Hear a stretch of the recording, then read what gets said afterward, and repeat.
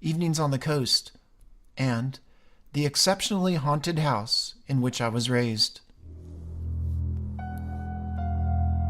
My family's home in Pawtucket, just north of Providence, was largely very quiet. My parents often kept to themselves, and the kids were often out of the house socializing or otherwise keeping themselves busy when not at school. None of us knew that each one of us experienced encounters with tormented spirits until one dramatic visit on my brother's birthday. More on that later. The house, built in the early 20th century, always had a very heavy feel to it. It was as if the air itself was depressed. I attributed the sensation to a lack of airflow, or the vibe of a family that wasn't particularly cohesive. The aura was particularly strong in the basement. It was so bothersome to me that I would always hurry to finish my laundry as fast as I could so I could return to the main floor and escape it. Sometimes it would feel as if someone was standing right behind me, peering over my shoulder to see which garments I was handling. Each time I dashed upstairs, I would be sure to avoid contact with the very bottom step of the staircase, because I had the innate feeling that I wanted nothing to do with it. I wasn't sure why. I just had a feeling. I wasn't alone in this experience. We just didn't share it amongst ourselves. One night I had a vivid and unforgettable dream about those stairs. In my dream, I opened the door from our kitchen to those stairs and noticed an unaddressed but sealed envelope lying on the floor.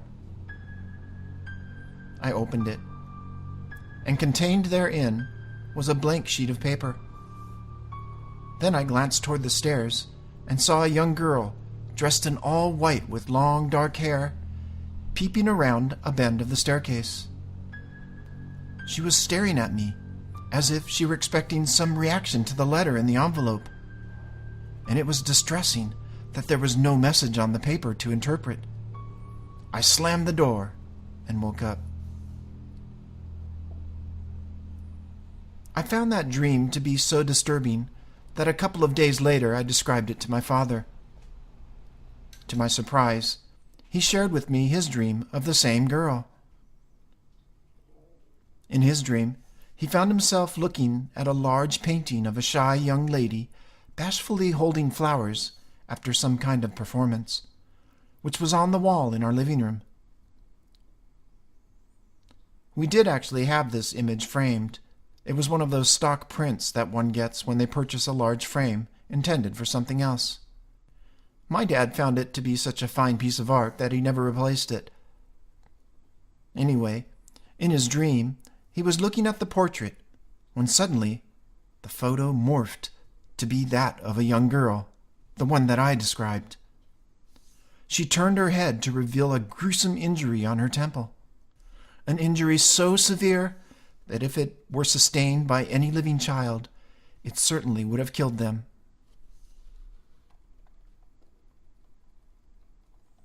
It wasn't long after our sharing of the stories that we were visited by this girl. As alluded to at the beginning of this narrative, we were gathered at the dinner table in celebration of my younger brother's birthday.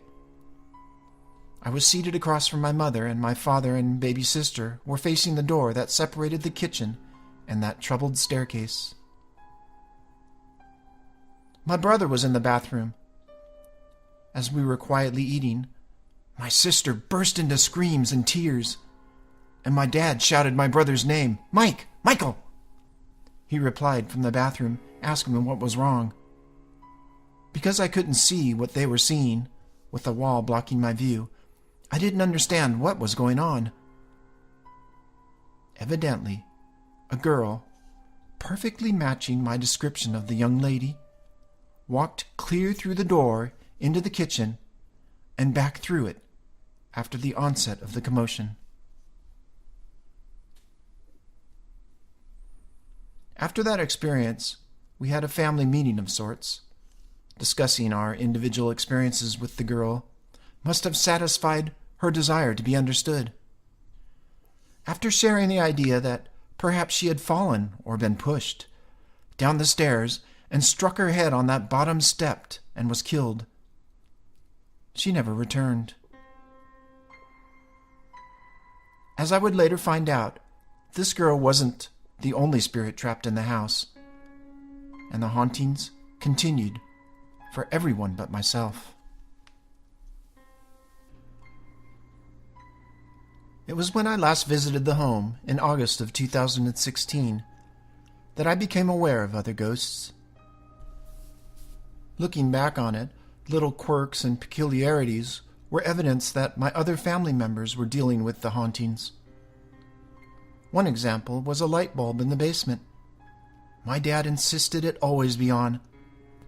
With energy conservation in mind, I would always shut it off when I noticed it, but nobody was down there. But he would turn it back on. One day I asked my dad why he was so intent on keeping it on. He didn't have much of an answer, but asserted his belief that the basement should be kept illuminated at all times. Evidently, if it were shut off, coat hangers would rattle and equipment would shift around without anyone having touched it. Another example was the living room television. It too would always be kept on. I didn't think much of it growing up. I attributed it to the same stubbornness that kept the basement light on. My mother told me last August that the television would always be on, as it remained so, to keep a rather angry, masculine ghost in the basement.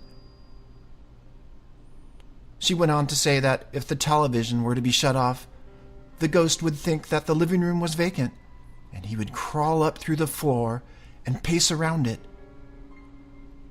Apparently, this ghost was respectful enough to stay out of sight when the living room was occupied. Other examples included the footsteps of children being heard near the bathroom each night, which I attributed to my sister, and toys and trinkets constantly relocating themselves. These once trivial oddities of the home, which make so much sense to me now, are both fascinating and terrifying. I asked my parents why they continue to live like they do. Both of them replied very assertively that it was their house, and if the ghosts don't like it, then they can be the ones to leave. I don't know why I was so bothered by the one spirit and not theirs, but I think it's better that way. There are no ghosts in my Denver home. It's just me and my pet fish, and he's the only one that makes the disturbances at night. Stories from Paula in the U.S. Visits from a ghost girl. In the late 1980s, my husband and I were newly married and living in a townhouse we had recently purchased. The house was part of a development built on farmland that had been in the same family since the 18th century. The original farmhouse remained on the property, and the original descendants of the family still lived in the home. We had been living in our house for several months when I began to wake up every night at the same time. It was at 3 a.m. One of those nights, I was staring straight ahead and began to notice a figure. It looked like that of a 10-year-old girl, long blonde hair, and dressed in a long, old-fashioned country-style dress. She looked disheveled and dirty, as though she had been playing in the dirt. As I stared at her, I noticed she was gliding straight toward our bed. By the time she arrived to the center part of the foot of the bed, I became terrified. She began to move to her left, toward the side of the bed my husband was on. At that point, I pulled the covers over my head in fear. I eventually fell asleep. The next morning, I told my husband what I had seen. He looked at me in shock and told me that he had been seeing the exact same thing He added that the ghost girl floated at the foot of the bed, and then she would turn and go over to his side of the bed. She would then stand in front of the nightstand and look directly at him. She would then vanish. Unknown to me at the time, he was also waking up every night around 3 a.m. A couple weeks after we started seeing the ghost girl, my husband and I were grocery shopping at a nearby market. The cashier was a teenage girl with long blonde hair, and she looked exactly like the ghost girl, only older. My husband and I looked at each other in shock. The resemblance the cashier had with the ghost girl could not be a coincidence. After the teenage girl rang up our groceries, I paid with a check. She looked at the address on the check and said, "Oh, you live on what used to be my family's farmland." My husband and I now believe this ghost girl was a residual type of haunting. It's possible the girl had been a family member from the original farm family, due to the uncanny resemblance between our visitor in the night and the member from the original farm family at the market.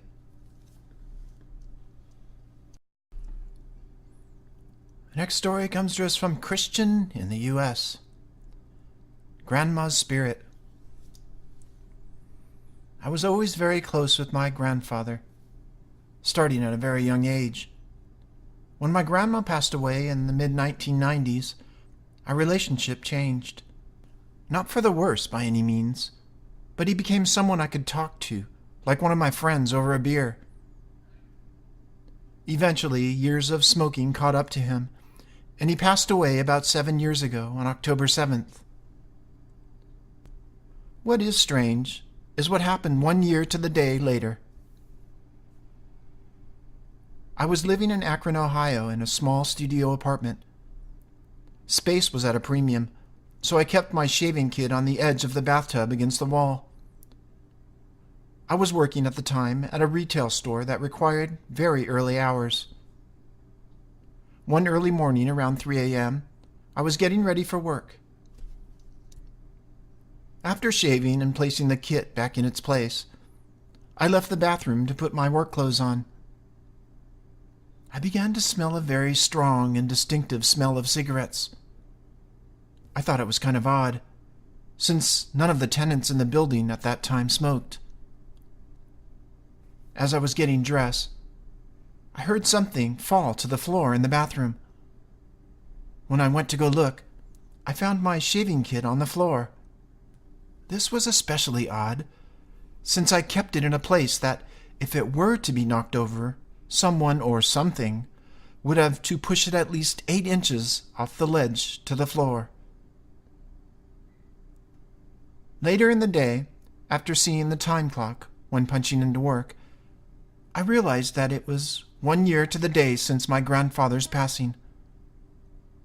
I'd like to think it was just my grandfather's way of checking in, having a smoke, and letting me know he's still with me.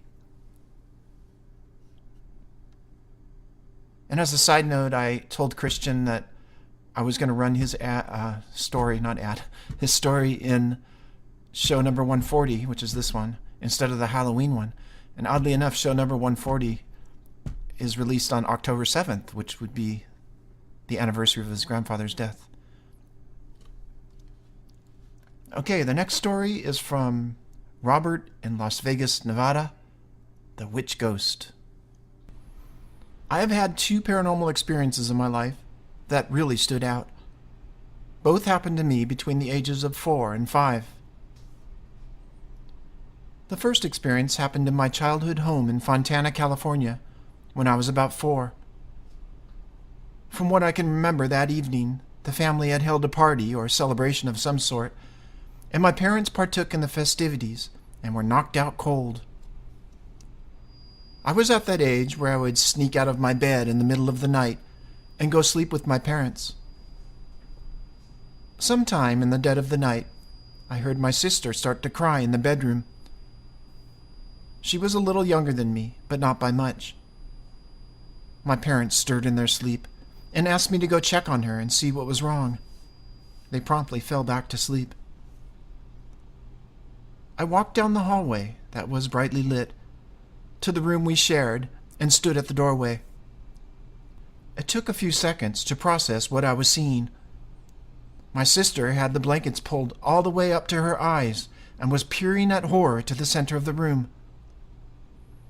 And in the center of the room was a ghost that looked like a witch from old storybooks.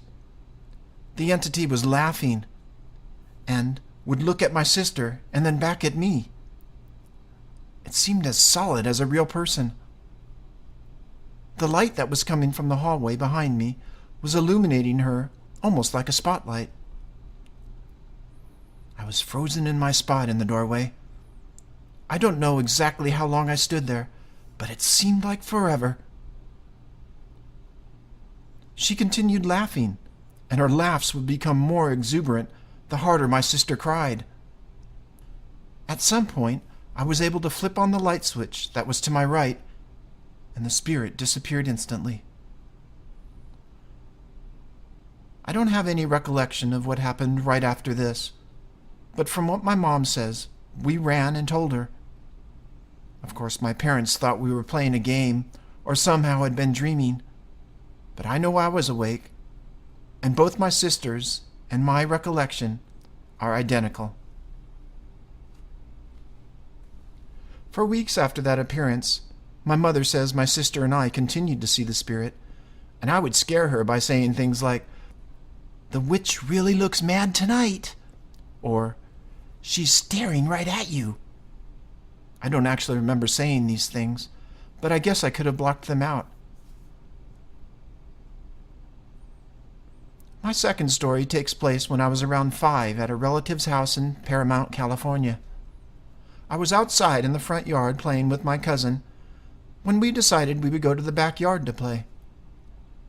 Their house had a narrow driveway on the right-hand side and owned a huge truck, which took up most of the driveway, so we had to skirt around the side driveway closest to the brick wall to get into the backyard. The home was built sometime in the 60s and had a separate detached garage in the backyard. The garage had been converted into a separate guest house where some of the family had lived.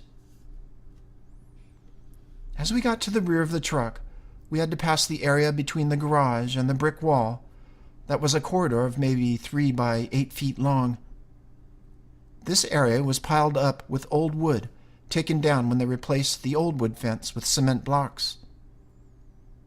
On top of that wood pile, we saw an older man in his underwear looking, well, dead. There's no other way I can put it.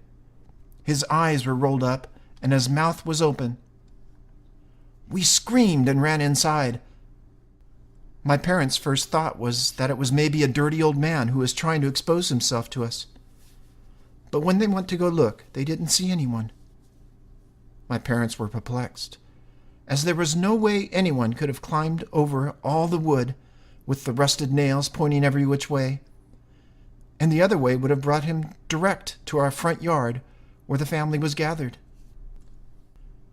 When one of the family members who lived in that backyard converted garage heard our story, he went white as a sheet. Before the family had moved in, an older gentleman had died in that garage, in his sleep, and he was found dead in his underwear. Laughing about anything and everything. She had a very sarcastic sense of humor, and nothing seemed to impress her. We took a long walk out in the country along the winding roads that went late into the night in the immense quiet and dark. There were no other people around. I'm sure we talked about ghosts or other local stories of a lurker in the cornfield watching the kids on the school playground. A story, as a child, I thought was just made up by other students. But I later found out as an adult it was true. Anyway, we finally went back to her house, and I don't remember much more about that evening until the sounds that woke me up from my sleep. Megan had only a twin bed in her room, and she insisted that I sleep in it, and she slept on the floor next to it, to my left. I remember she didn't mind sleeping on the floor, and was proud of toughing it out. The head of the bed was directly under a window. Like I said, this was a split-level ranch, and the window to her bedroom faced the front of the house. It was at the point where the grade slopes away, so the distance out the window to the ground below was probably about 15 feet. We fell asleep, but I woke up slightly around 1:30 a.m. I wasn't fully awake, but I could hear something outside the window, making noise in what sounded to me like a gravel bed for landscaping below. I didn't even know if there was a gravel bed below the window or directly outside it, but from the noise I was hearing, it sounded like there was. It sounded like something was in it, but I didn't really think anything of it.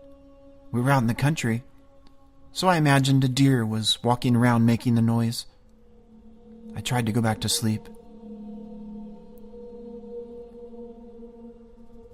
The noise didn't stop. If it was an animal, it would eventually go away. But this had been going on a long time. And there was something else that seemed odd. I started to notice it wasn't the erratic, skittering sound an animal makes when digging or rummaging. As I lay there in the dark, I listened to it more closely. I became wider and wider awake as I recognized this sound. These were the sounds of the footsteps of a person, not an animal. More specifically, it sounded like the slow, deliberate pacing of a man wearing dress shoes, walking across gravel, heel, toe, stop. Pivot. Heel, toe.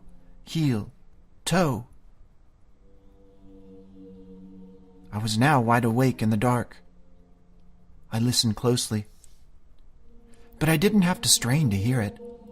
The sound was perfectly clear.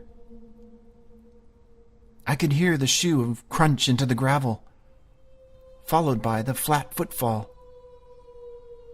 Then the next step, and the next. Stop. Then the distinctive sound of turning around in place and walking in the other direction. It was slowly, repeatedly, pacing back and forth. I broke out in a cold sweat. I became absolutely terrified. Megan was sound asleep on the floor next to me, but I felt like I was a million miles away from her on the bed, and directly under the window, which was only covered by a sheer curtain. I was paralyzed in fear, afraid to move a muscle. The sound was right under the window, and I was sure if I looked, I'd see whatever this was. I was both dying to look out the window and absolutely too petrified to do it. I tried to wake up Megan. "Megan," I whispered in the dark. "Megan!" "What?" "Do you hear that?" The pacing hadn't stopped, so we both listened. "Yeah, I hear it." "What is that?" I whispered loudly. Megan wasn't bothered, but then again, she'd shrug her shoulders at an approaching tornado. "I don't know," she mumbled. "It sounds like someone walking back and forth," I said.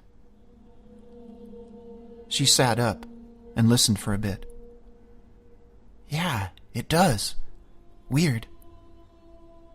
I'm going back to sleep." I remember being annoyed that she didn't think anything of it, even though it sounded like someone walking outside.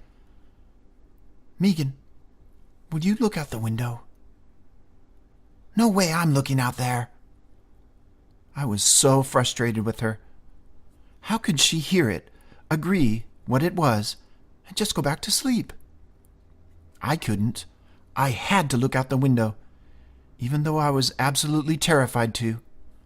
This wasn't nothing. This sound was really happening.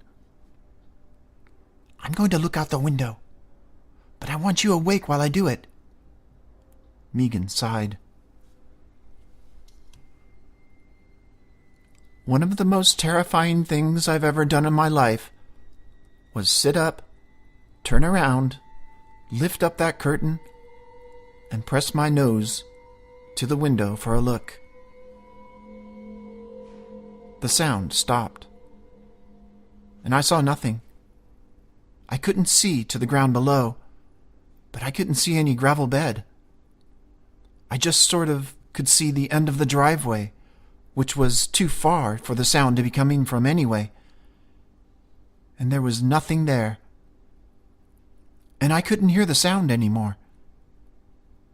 I laid back down, confused by seeing nothing and having heard something so distinct. Then, the pacing started back up again. Megan was already back asleep. I broke out in a cold sweat. The sound continued, exactly the same way, pacing across the gravel for hours. All I could do was lie awake in the dark, scared out of my mind, until sleep took over around 5 a.m.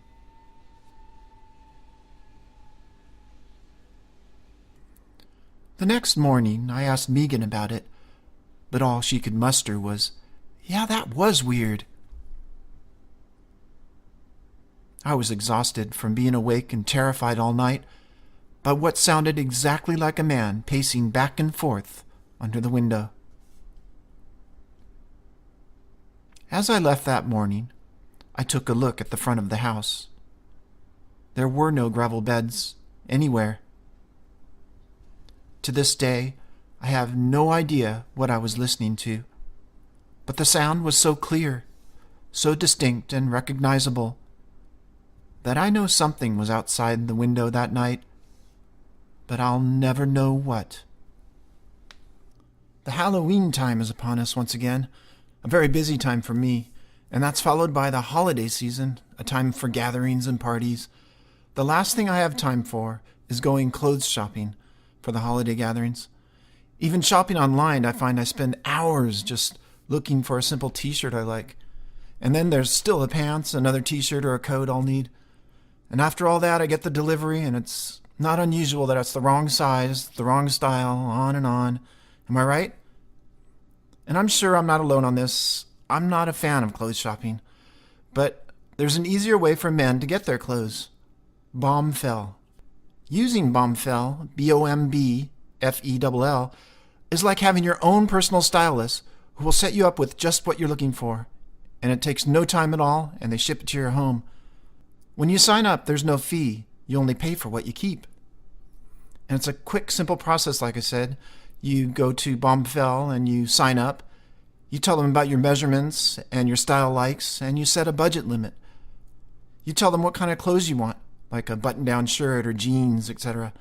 And then you schedule a time that you want it. A personal stylist will be assigned to your order, and they'll put it together for you. Then you get an email from your personal stylist of what they've collected for you. And then at that point, you can cancel or change anything within 48 hours, or even cancel it altogether. BombFell is on your side. They don't make any money unless you find something to keep. Next, you'll get your order through the mail, and you have 7 days to send anything back. And hey, if you have a partner, there's also an option for your partner signing up on your behalf. My last order was perfect. I got a pair of jeans, best quality I've ever owned, actually, a comfortable, stylish t-shirt, and an awesome button-down flannel shirt. I was more than happy with my experience, and I can't recommend them enough. The process is so simple and quick. And Anything Ghost has negotiated with BombFell to get a $25 offer for our listeners. And all you have to do is go to www.bombfell.com bombfell.com/ghost. That's bombfell.com/ghost to get $25 off your first purchase. And you'll get your own stylist, and you'll get awesome products mailed directly to your home. That's www.bombfell.com/ghost, BOMBFELL.com/ghost. BombFell, open and clothes. A story from Devon in Carlisle, Pennsylvania. Noises in the kitchen. This happened about 30 years ago, when I was little, about 6 or 7. I had a friend over, and we were playing with Barbie dolls in the living room of our Columbus, Ohio apartment. My mother was playing with us as well, and no one else was home. As we were playing, we heard a loud thud come from the kitchen. Startled, the 3 of us walked into the kitchen, finding that some Pepsi bottles had crashed to the floor, and they didn't even break. There was no explanation for this, as we had always stacked our bottles in the cartons in the corner of the room and had never had an issue before. A few years later, the apartment was quiet and my mom was up late. This was a 2-story apartment, and a bathroom was directly upstairs. My mom, tired, was getting ready to go upstairs to bed. But the bathroom light kept flipping on and off, on and off. Mind you, the switch was very tight, and it made a snapping sound when you flipped it on and off. This surprised my mom because my brother and I had long gone to bed.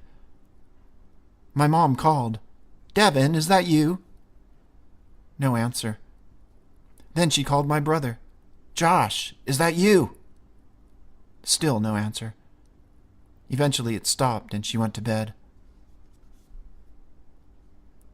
The next day she asked my brother and I if we'd been up messing with the bathroom light switch. We both said no. A few years after that, I was at a friend's house across the street, and my neighbor was over having coffee with my friend's mother. My neighbor stopped and asked me, "Were you guys moving around furniture in the kitchen last night?" I said, "No, why?" "Because I heard a lot of commotion that sounded like you were moving your kitchen table and chairs around."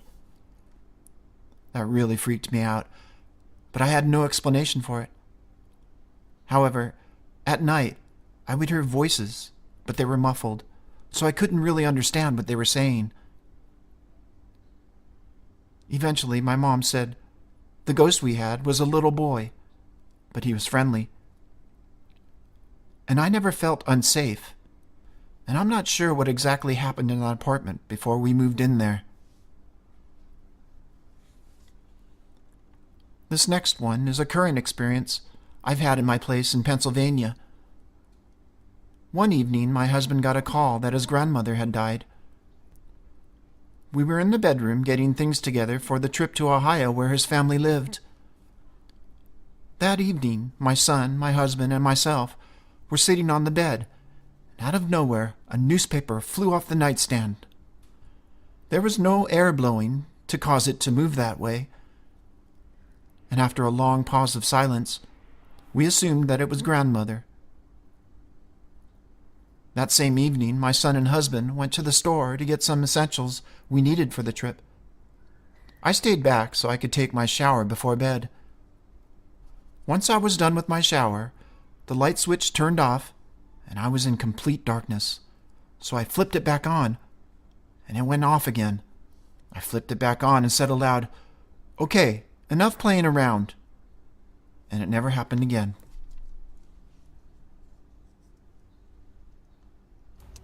Hello, Lex and Anything Ghost listeners. My name is Melissa, and I live just outside of Philadelphia. The story that I'm going to tell is actually something that took place when I was 13 years old and was in my hometown of Westerly, Rhode Island, where we were living at the time. At the time, it had been a few months after my aunt had passed away. She was 28 and had leukemia. She was my mom's younger sister, and she was one of the people who would babysit me when I was younger, and I was pretty close with her son, so we hung out a lot. After she died, I had a lot of dreams with her in it where she was talking to me and telling me things were okay. Usually, if I was sad about her, I would usually have dreams shortly after where I wouldn't always remember what she was telling me, but I would wake up feeling a lot better the next day. Even as an adult, I have those dreams now about my parents. So it's interesting to me. That just says that they're still kind of around and looking out for us. But as for the story, there was one night where I had gone to bed. I usually stayed up pretty late as a 13-year-old, and my bedroom, if you open my bedroom door and looked out my bedroom door, you could see straight into the living room, and there were kind of these double doors that would lead into what should have been a dining room, but was actually my parents' bedroom. And it was summertime, so they had an AC unit in the living room window, and they had those double doors open to their bedroom so that they could get the cool air in their bedroom as well. So I woke up very, very early one morning, or super late one night, because I thought I felt someone watching me. I sat up in my bed and I looked around my room. Then I kind of scooted toward the foot of my bed and looked out my bedroom door, which was open. I looked into the living room and straight through the two French doors that were opened into my parents' room. And in their room, I could see this person-sized, I don't know how to describe it. It was a glowing white person-sized just figure. It didn't have a lot of discernible shape. It was almost oval in shape, but completely person-sized, off the floor. There were no feet on the floor, but it was kind of standing in front of the wall of my parents' room, and as I watched it, it started to come toward my room. So I could see it kind of gliding from my parents' bedroom through the double doors, and I could just feel every hair on the back of my neck and goosebumps down my arms, and it startled me and it frightened me, but it wasn't threatening at all. There was kind of a calmness to it, and it seemed pretty gentle, but I think in my 13-year-old mind, it was so not normal, and it shook me up so much that as it continued to approach, I leaned off the foot of my bed and I slammed my bedroom door shut. I tucked my head under the covers and I just sat there for the longest time waiting to hear my bedroom door open. I remember sitting there for a really long time wondering if I peeked out, if I would see this figure, kind of lighting up my room with its sort of iridescence. Eventually, I took my head out from under the covers and I looked around my room. It had been quite a while at that point, probably like a good 15-20 minutes, and there was nothing there. I was so nervous. I remember listening at the door. I heard nothing, but then it didn't give off any sound when it was kind of gliding toward my room to begin with.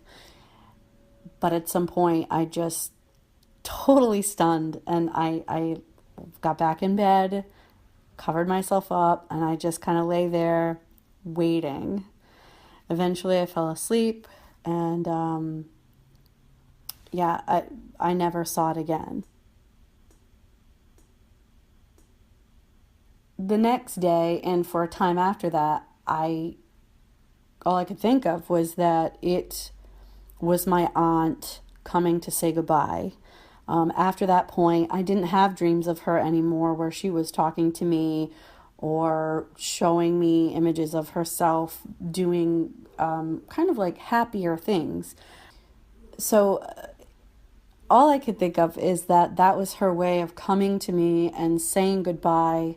And part of me wishes I had opened the door or hadn't closed it to begin with. I don't know how that would have ended. I don't know, what this form would have done once it reached my room. But I think being a teen and just seeing this thing, it was just so shocking and unexplainable that I didn't know what to do about it. And slamming my door and hiding under the covers made the most sense at the time. So yeah, that's my story.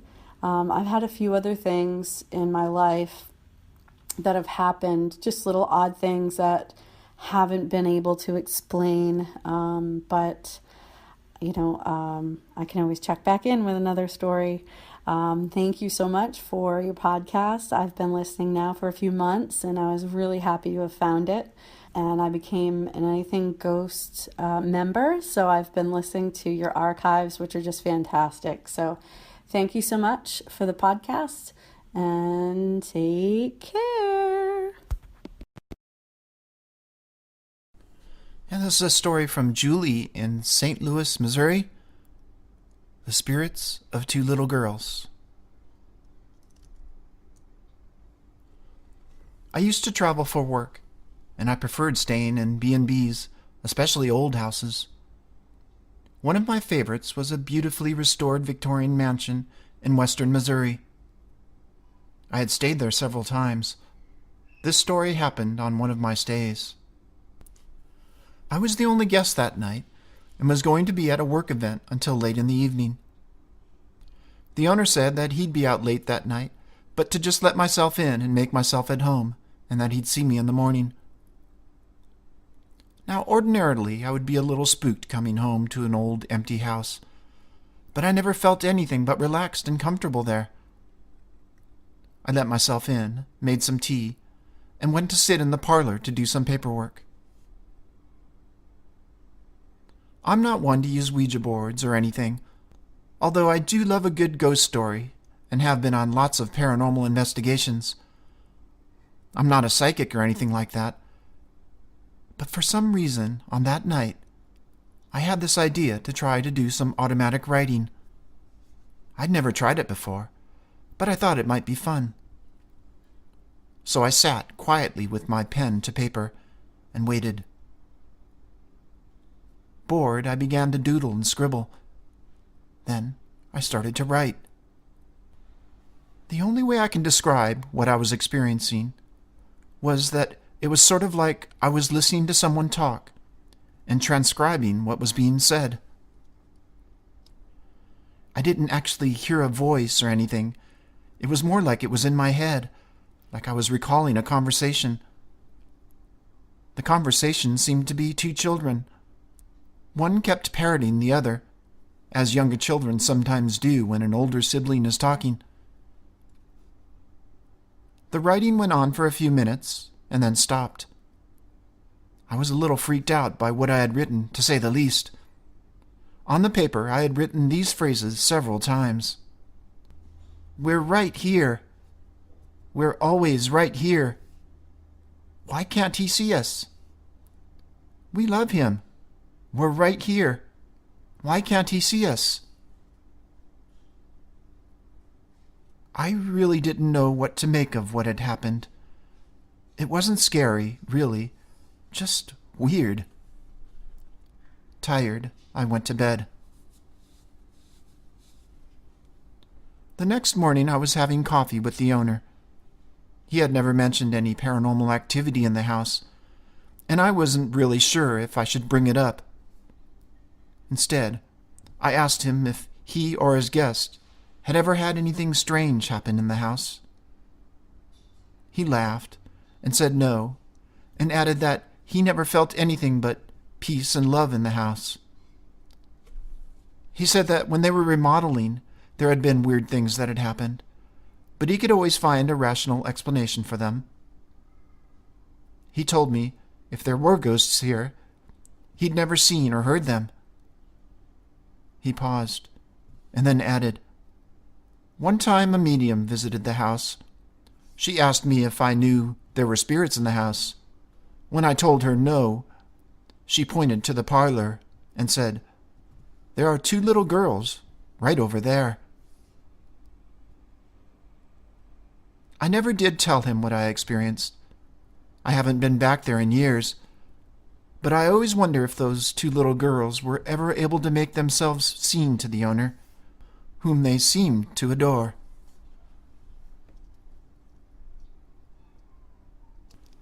A story from Andrea in Smethport, Pennsylvania. A soldier spirit.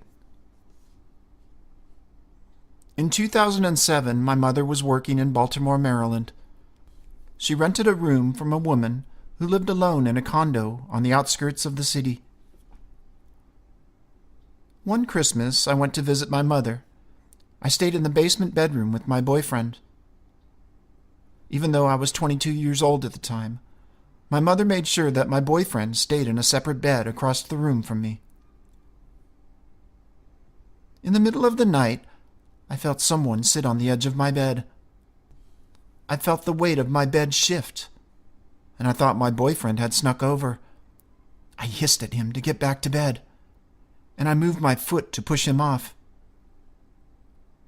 Instead of kicking him, however, my foot simply passed through whatever was sitting on my bed. I actually felt the indentation on my bed with my foot. I lied completely still after that, knowing that a spirit must be sitting on my bed. I could feel that it was a male, and surprisingly, I wasn't afraid at all. Eventually, whoever or whatever was sitting on my bed stood up and went away. I felt its presence leave. The next morning, I told my mom what had happened. I expected her to be dubious, but she showed me how the owner of the house kept religious figures in each of her windows to ward off whatever spirit was haunting her. My mother also told me a story of seeing a young soldier walk down the stairs and sit on the chair in the corner of the room, then vanish. My mom said she had never been afraid of the ghost either. She eventually moved home, and we eventually lost touch with her old landlord. I hope that spirit eventually finds peace.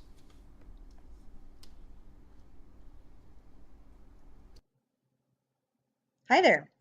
My name is Rebecca, and I live in Denver, Colorado. And I thought I would submit a story today about some occurrences that happened to my husband and me while we were away for a long weekend at the Hotel Colorado in Glenwood Springs, which is about 2.5 or 3 hours drive from Denver, depending on the weather and depending on your car. Um, so this happened a few years ago. My husband and I decided to take a long weekend to Glenwood Springs for our anniversary, which happens to be in October. So we thought, well, what better time than October to go and spend a long weekend in a hotel that is supposedly haunted? When we booked the hotel, we had sort of done a little bit of research on it, enough to know that there were some stories out there of some things happening and that supposedly the hotel was haunted. But we really didn't look into it very far because we sort of wanted to have our own experiences and then maybe compare and contrast them with other people's experiences once we got home. So a little bit of background about the hotel. It's pretty old. It was built in the late 1800s on what was once a Ute tribal land. The Ute were pushed out by the people who wanted to build the hotel, and obviously they weren't very happy about that. I can't really blame them. So throughout the hotel's history, there have been plenty of guests. Some famous guests, some infamous guests, and in the later part of World War II, the hotel was actually leased to the Navy to use as a naval hospital, where it's said there was somewhere between 200 and 500 people staying during the last years of the war. So lots of naval officers who were injured, some who died. The basement of the hotel was actually used as a morgue at that time, and now houses the spa, which I did go to. We did go on a visit to the spa. But we didn't have any experiences there except for relaxation and two people working over our muscles until we were ready to scream.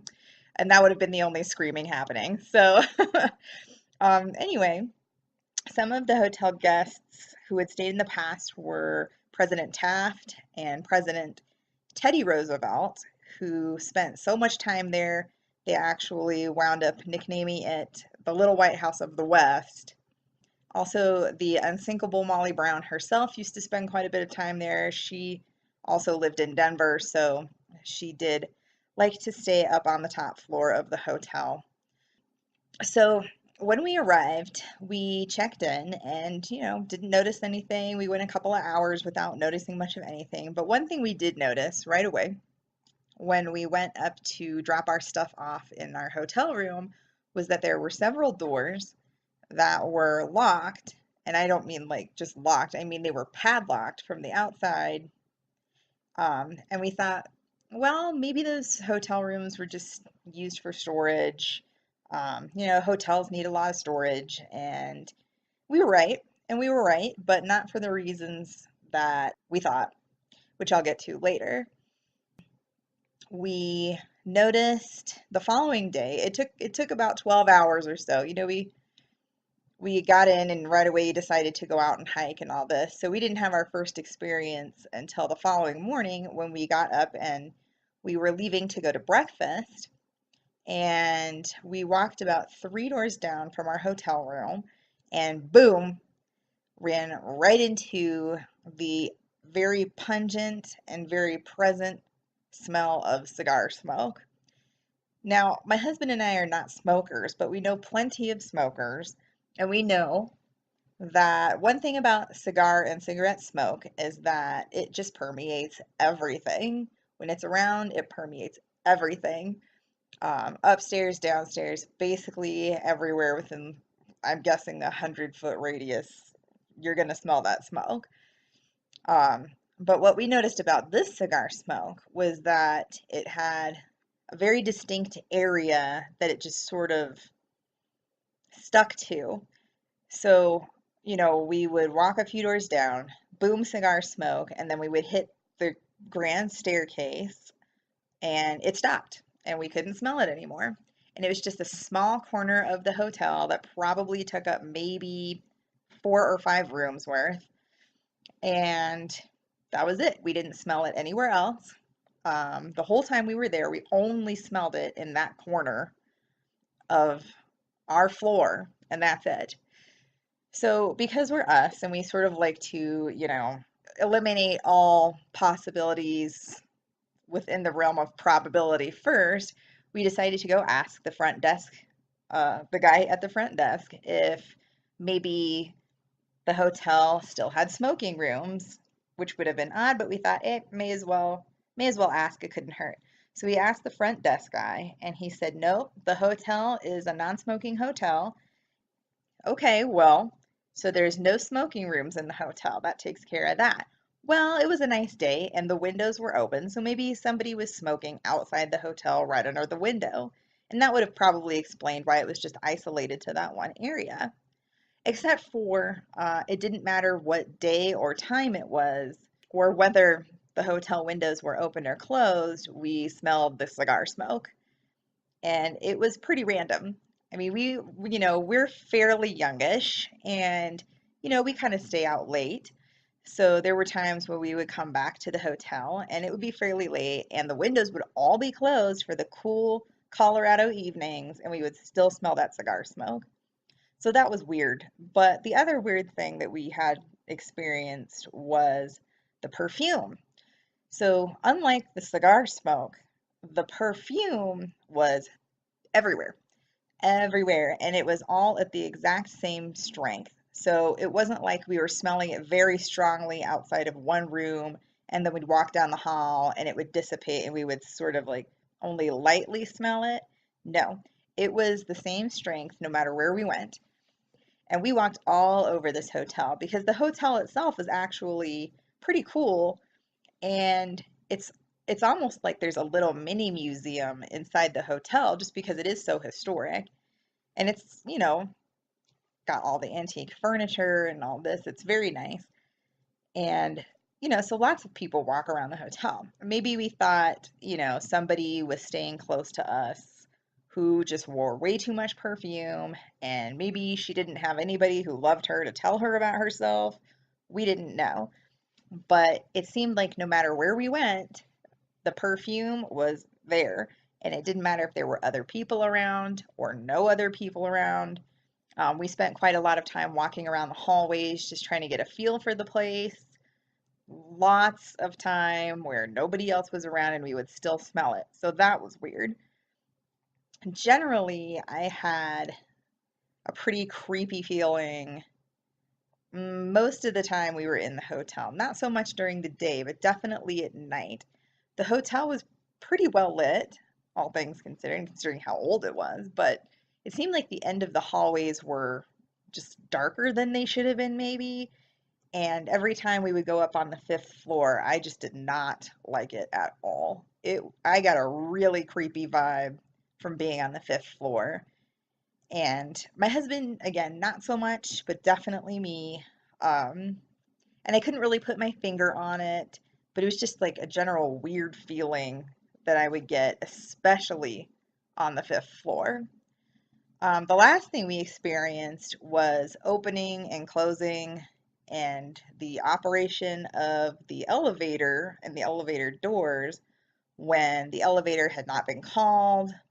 Lots of times when the elevator door would open and no one would come out, and nobody had called the elevator to the floor we were on, but still it showed up, and the doors would open. You know, elevators don't tend to move or go anywhere until someone calls them, so that was a little weird. And every now and then, when the elevator doors would open, we would get that smell of perfume again. So by the time we'd been there for a couple of days, we were both we thought, this is a little bit strange. This is a little strange. We didn't have any experiences that, would ruin our stay or anything. And I would certainly go back and stay there again. It's a really great hotel and I recommend it to everyone. So at the end of our weekend, we went down to Denver. We went home. And of course, the first thing we did was we immediately looked up on the internet stories about the hotel, and we wanted to figure out what kinds of experiences other people had had and maybe compare them and see if anything that happened to us happened to them. And yes, they did. The smells apparently are so common that almost everyone who's been to the hotel, it seemed like, had an experience with either the cigar or the perfume or both. So we were definitely in good company there. A few of the guests who stayed at the hotel way back a while ago, in the earlier part of the 20th century, one of the guests who stayed there frequently was a gentleman who really enjoyed his cigars. So that would explain that. And one of the ladies who used to frequent there quite a bit always wore gardenia scented perfume, which is exactly what we smelled. So she was really everywhere when we were there because she was around a lot. Also, a lot of people had had experience with the elevators, and so there you go. No one really could figure out exactly what the deal was with the elevators. We could, I guess, chalk it up to maybe being some of the naval officers or seamen or troops who had died while the hotel was the Navy hospital. I guess it could have been anything. But there were a few things that we didn't experience that we read about, which I'll tell because it's sort of, I guess you could call it local legend, but it's interesting anyway. So we smelled a lot of things, but we did not hear anything and we never saw anything. But according to what we read, up on the fifth floor where I was getting the creeps, there occasionally is a woman who will appear to gentlemen hotel guests and will sit on the edge of their bed or who will lean over and they'll wake up and she'll just be there sitting on the edge of the bed or leaning over on them. And, none of the spirits who live there are malicious. We did read that. They really, if there were spirits there, they're not malicious in any way. But I imagine it's quite unsettling to awaken to a random woman sitting on the edge of your bed in the middle of the night. We joked that maybe one of the reasons I was feeling so uneasy about it was because maybe she was scoping out my husband. So we had quite a few jokes about that one. We stayed on the third floor, if I remember correctly. And on the third floor, there is supposed to be the ghost of a young girl. And she'll show up at about sometime between 2 o'clock and 4 o'clock in the morning. And people have heard her playing ball in the hallway. People have heard her jiggling doorknobs. I read one or two accounts where people had woken up and she had been standing by their beds, but we did not have this happen to us. The other joke was that we didn't hear this because I work with kids. I've been a teacher and a behavior therapist, and I definitely tend to run a little bit on the strict side. So we joked that maybe she didn't bother us because she knew that she would get in trouble by me. But also, 2 to 4 in the morning, my husband and I are really heavy sleepers, or we tend to be. So if it happened, we probably just wouldn't have even heard her anyway. Another thing we didn't experience was occasionally there other people have reported hearing screams of a woman heard throughout the hotel, who was apparently a chambermaid who was murdered by one of her lovers. She was caught up in a love triangle, and one of them found out. She got busted, and they killed her in one of the rooms, um, which, according to what we read, was one of the rooms on the third floor where we were staying, and also kind of explains the doors being padlocked because a lot of the doors that were padlocked, one of them being the room where she was killed, apparently were so prone to supernatural activity that they could not keep guests there. Guests just wouldn't stay there, and the rooms were unrentable. So they just decided to padlock them off and make them into storage, and that was that. So, and one more thing that we did not experience was people seeing little objects here and there moving around, being thrown, sometimes things jumping up and just hurling themselves across the room. We, silverware clinking, all these things, we did not experience that either. But the running theory behind that is that it was or is the spirits of some of the Ute Native Americans coming back to just disturb things a little bit for everyone, make everyone a little uneasy as they had their land taken from them for the building of the hotel.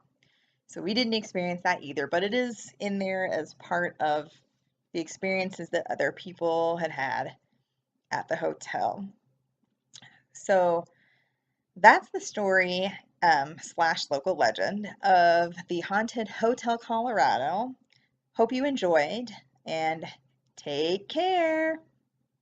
If you like what you're hearing here on Anything Ghost and you want to hear the complete archives, look into the Anything Ghost VIP group. Go to anythingghost.com and then go to the Join the VIP group tab. There's a one-time membership fee and you'll have complete access to the archive of Anything Ghost. Okay, thanks everybody for sticking around for show number 240.